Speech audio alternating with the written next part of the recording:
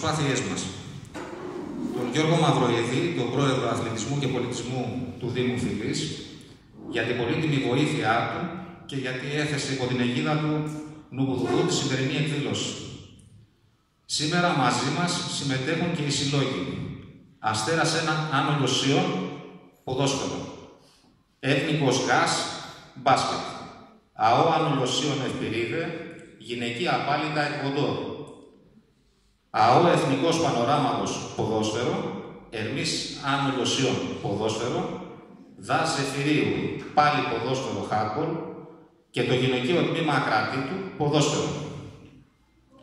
Ευχαριστώ τους προέδρους των συλλόγων και τα μέλη του ΔΣ για τη συμμετοχή τους.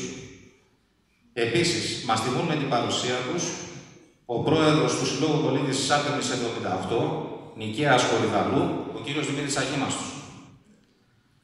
Ο Άλμπατρος θα συνεχίσει να διοργανώνει επιμορφωτικές ημερίδες αθλητισμού και στο μέλλον, γιατί πιστεύουμε ότι είναι υποχρέωσή μας να έχουμε τόσο παράγοντες προπονητές, αλλά και αθλητές και γονείς σωστά ενήμερους στα θέματα που απασχολούν τον αθλητισμό, από επιστήμονες με γνώσεις πάνω σε αυτά, όπως οι σημερινοί ομιλητές μας που είναι ο πρόεδρος του ΕΣΚΑΝ, ο κύριος Παναγιώτης Γεωργακόπουλος, ιατρός, και το μέλος του ΔΣ ΕΣΚΑΝ, καθηγητής ΤΕΦΑ, ο κύριος Ανάργυρος Τουπέκης.